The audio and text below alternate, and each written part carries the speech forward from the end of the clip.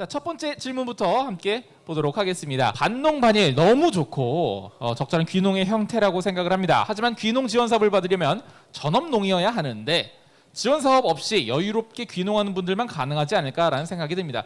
반농반일에 대한 구체적인 방안 궁금합니다. 혼자가 아니라 부부가 같이 귀농을 했다 하면은요, 전업농이 아니라 보통 이제 저희가 300평 이상, 1000제곱미터 이상이고 1년 동안 120만 원 이상 이렇게 농산물을 판매하는 그런 분들을 이제 전업농이라고 하는데, 작은 규모로 농사를 짓고 농사 짓는 품목이 귤이라든가 식량 작물 중에서도 특별한 작물을 가꾸게 된다라고 하면은 채소보다는 손익이 그렇게 많이 가지 않습니다. 그래서 어떤 작목을 할 것인가를 하고, 그 다음에 이제 내가 이제 좋아하는 아이를 케어를 하는 걸 잘하고 어르신들한테 케어하는 게 소질이 있다. 그러면 이제 커뮤니티 케어도 지역에서 활성화되어 있기 때문에 그런 형태로 같이 겸해서 반농반일을 할 수 있다라는 거죠. 네, 지역의 커뮤니티를 활용해서 반농반일, 내 고민을 조금 공동체가 함께 나눠서 지는 형태로 얘기를 해주셨던 것 같고요. 현실적으로 볼 때 청년 창업농에 비해서 아이들이 있는 가정의 경우 귀농이 쉽지가 않습니다. 좋은 조언이나 정책 있으면 소개 부탁드립니다. 이런 부분들은 지금 이제 지역에서 커뮤니티 비즈니스라든가 이런 부분으로 활성화를 많이 하기 때문에 내가 어느 지역으로 갈 것인지 일단 지역을 살펴봐야 됩니다. 네. 그리고 이제 그 지역 자치단체에서 귀농귀촌을 위한 다양한 프로그램이 있습니다. 청년뿐만 아니라 일반 다른 분들도 은퇴든 뭐 가족하고 같이 내려오는 그런 귀농이든 귀촌이든 거기 가서 상담을 하게 되면은 맞는 형태의 그 사회적 경제라든가 이런 부분으로 참여할 수 있는 내용을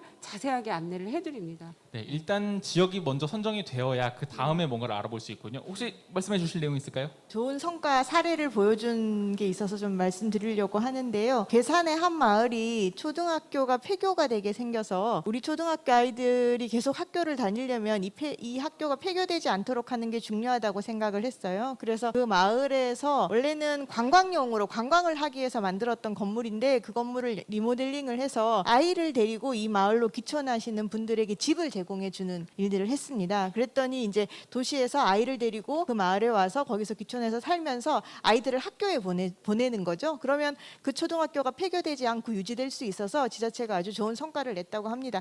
지금 그 사례를 가지고도 다른 지자체들이 그런 준비들을 하고 있으니까 아이가 있으신 분들은 그런 방식의 지자체들을 좀 찾아보는 것도 전 도움이 될 거라고 생각을 합니다. 네, 지자체들도 이렇게 가족들이 아이들을 키우기에 정말 좋은 환경이다라는 것들을 좀 경쟁적으로 홍보를 하고 그런 상황인 것 같네요. 발표 중 팜프라촌에 대한 언급을 보았는데요. 이미 행정 영역 하의 마을에서 새로운 마을 시스템을 경영할 때 그 사이에 충돌은 없었는지 궁금합니다. 저희가 이거를 처음 만들 때 이장님을 찾아갔고요. 저희는 그 남해에서 가장 젊으신 이장님이세요. 그리고 거기 이제 사무장님이 또 계세요. 체험마을에는 또 사무장이 계시는데 그 두 분을 만나서 저희가 사업계획서라고 해야 될까요?를 써서 찾아뵙고 이거를 했을 때 저희한테는 어떤 게 좋고 마을엔 또 어떻게 좋은지 설명을 드렸어요.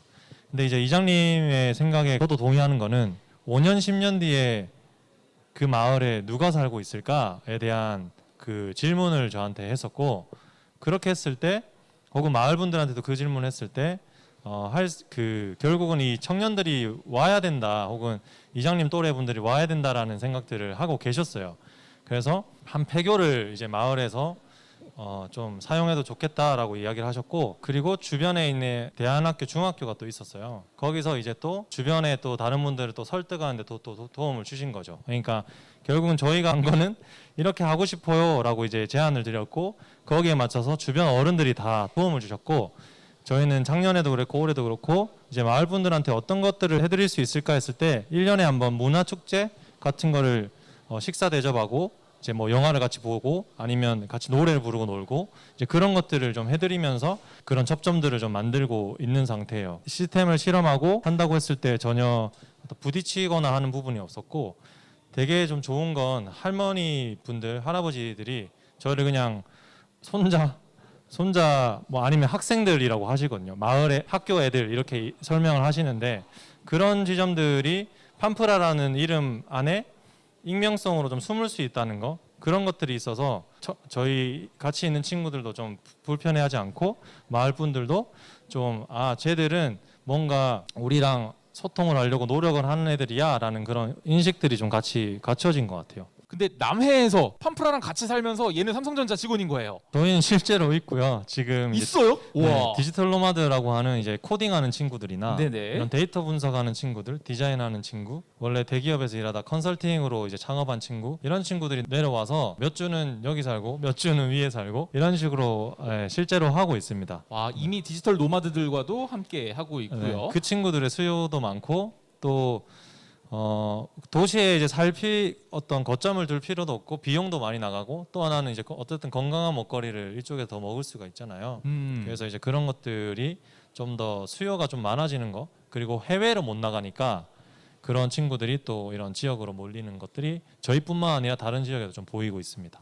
스마트워크와 귀촌 요 주제를 엮어서 혹시 한번 더 얘기해 주실 수 있는 분이 있으실까요? 광대역망은 데이터로 보면은 전국에 다 깔려 있습니다. 물론 이제 5G가 아직 도시와 수도권의 50% 이상을만 되어 있어서 지금 그런 상황이긴 한데요. 지금 실제로 지역에 가서 직장을 다니면서 지역에서 쉴 수도 있고 또 여가도 즐기기도 하는 이런 사례들이 많이 등장을 하고 있는 것 같습니다. 게다가 교육부도 이번에 나서서 한국식 뉴딜에서 어쨌든 교육기관에서의 정보 인프라를 갖추는 일들을 진행을 하고 있기 때문에 그렇게 되면 아이들도 교육 과정에서 있어서도 인터넷 교육, 온라인 교육 같은 것들을 받을 수 있는 기반이 만들어지고 엄마 아빠들도 같이 현장에서 지역에 와서도 거기서 일할 수 있는 기반들이 만들어지기 때문에 가족들이 이렇게 지역을 다니면서 여러 지역을 다니면서 살 수 있는 그런 기반들이 만들어지고 있을 것 같습니다. 근데 여기서 중요한 것은 사실 한 지역에 완전히 들어가서 사는 것을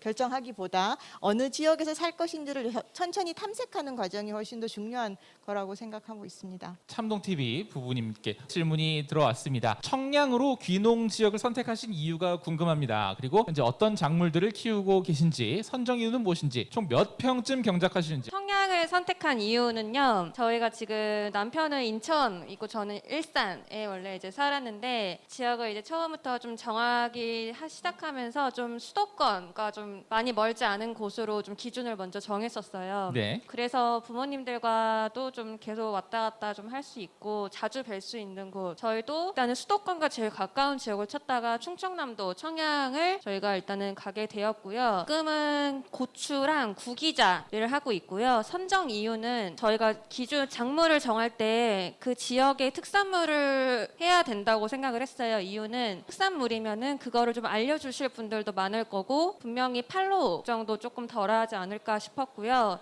구기자를 정한 이유 중에 하나는 저희 좀 상황에 맞는 작물을 좀 정했어요. 저희가 좀 많이 기반이 그러니까는 좀 정말 많은 자본이 있는 상황은 아니었기 때문에 시설을 막 어떻게 하고 뭐 이런 거를 할 수가 없어서 노지에다가 해서 잘 자라고 수익을 낼 수 있는 작물이 어떤 걸까 하다가 그 두 개로 정했고요. 지금은 두 개 800평을 하고 있고 저희가 올해 땅을 샀습니다. 그래서 내년에 이제 1600평에서 경작을 할 예정이고요. 그리고 판로는 저희가 가장 중요하게 생각했던 건데 일단 저희를 알리는데 굉장히 중점을 많이 뒀어요. 그래서 네. 1년 차부터 농사 아침부터 저녁까지 짓고 그리고 매일매일 밤 12시까지 저희가 컴퓨터 작업을 했었거든요. 그래서 뭐 블로그랑 뭐 유튜브도 있을 수 있고 스토어팜. 그래서 좀 저희를 알리고 저희 이야기를 좀 많이 올리는데 시간을 좀 많이 투자를 했었습니다. 그리고 매출 규모는 올해는 비가 좀 많이 와가지고요. 작년보다 확실히 작황이 좀 안 좋아서 참 그렇습니다. 이번에 장마가 54일 정도 예, 계속됐었죠. 작황이 너무 안 좋고 작년하고 비슷하거나 더 떨어지지 않을까 예상하고 있습니다. 지금 모든 농가가 너무 안타깝습니다. 어려워요 지금. 스토어팜이나 이렇게 직접 직거래 판매를 올리셨을 때 초반에는 반응이 좀 없는 편이죠? 저희가 귀농을 해서부터 팔기 전까지의 스토리를 다 올려놨었거든요 인터넷에. 네. 그래서 그때까지 저희를 꾸준히 봐주시는 분들이 계셨기 때문에 저희가 판다고 올렸을 때는 뭐 고구마 같은 경우는 저희가 한 500kg 정도 수확했는데 일주일 만에 이제 다 팔렸어요. 생각보다 굉장히 빨리 나갔군요. 네, 그런 식으로 해서 크게 어려움은 없었습니다. 청년 농부 연령이 만 40세 이하라고 정해져 있는데요. 연령이 상관이 있나 해서 만 40세나 만 45세나 비슷한 청년인데 굳이 연령을 40세로 정해놓은 이유를 모르겠네요. 저는 1년 차이로 만 41세입니다. 그래서 아쉬움에 질문을 드립니다. 유엔에서는 청년의 기준이 59세라고 59세까지가 청년이라고 하나? 그런데 이거는 이제 정부에서 노동부라든가 여러 가지 이제 정부 부처에서 지원 사업을 할 때 이렇게 기준을 정해놓은 것 같습니다. 우리 농업 분야에서만큼은 이런 부분들이 좀 완화될 수 있도록 하면 좋을 것 같습니다. 현장에서 느끼시는 청년의 범주는 한 몇 살까지 정도로 느껴지세요? 앞서 말씀드렸듯이 저희는 애기들이거든요. 남의 군은 45세까지예요. 저희 이장님이 50대 초반이신데 할머니들한테 애기거든요. 애기. 그 실제로 네. 애기이긴 네, 하죠. 계속- 할머니한테는. 네. 네. 저희 청년회 마을은 65세까지입니다. 실제로 지역에서의 청년의 정의는 그러하다. 그러니까 65세 정도까지도 되게 활발하게 활동을 하세요. 힘이 넘치는 나이다라고 인식이 되어 있는 네. 거죠. 네. 청년은 어떤가요? 청양도 교육을 들으면요, 그 청년 교육이라 해서 저희도 이제 신청을 해서 교육을 들었는데 65세 이하까지는 다 오시더라고요. 그래서 기준이 한 그 정도는 되지 않을까 싶습니다. 도시에서 만 65세면은 사실 이미 은퇴를 했을 가능성이 매우 높고요. 그리고 한 업계에서 충분한 경력을 쌓고 이제는 그 업계에서 은퇴한 전혀 다른 업무를 보고 계시는 경우가 많을 겁니다. 이런 분들도 도시에서는 어른 취급을 받았는데 그대로 귀농을 하시면 다시 청년이 되는 거잖아요. 나이가 많으신 분들이 귀농할 때의 그런 커뮤니티에 섞이는 어려움들이나 이런 것들이 조금 더 많은가요? 청년들보다? 아무래도 도시에서의 사는 방식과 농촌에서의 사는 방식, 공동체에서 뭔가를 결정하거나 이야기하는 방식이 많이 달라요. 네. 그런 측면에 있어서 어려움들이 분명히 있으신 것 같습니다. 그러니까 도시에서 조금 더 민주적인 방식으로 이렇게 살아왔다면 농촌은 공동체가 오랜 기간 유지해왔던 공동체만의 의결 방식들이 있거든요. 그죠. 그러니까 그런 것들을 이제 이해하고 거기에 동화되는 과정들이 좀 필요하다고 저는 생각이 들고요. 그래서 좀 어려움이 있기는 하지만 최근에는 이제 그런 분들에게 농촌에서도 많은 일자리에 참여해 주기를 요청을 하고 있습니다. 예를 들면 마을 단위나 또는 앞서도 말했지만 마을 기업이나 커뮤니티 비즈니스 같은 활동을 하는 작은 소기업들에서는 예를 들면 도시에서 경영과 관련한 일을 하셨다면 여기 와셔서 그런 부분을 컨설팅 해줄 수 있는 분들을 필요로 하고 있기도 하고 세무라든지 이런 것들도 와서 도와주실 분들을 필요로 하고 있기 때문에 도시에서 그런 경력을 가지신 분들이 지역에 오시면 농업 이외에도 농촌에서 필요한 여러 가지 일들을 할 수 있는 기회들이 최근에는 많이 제공되고 있으니까 기회가 좀 찾아보시면 좋겠다고 생각이 듭니다.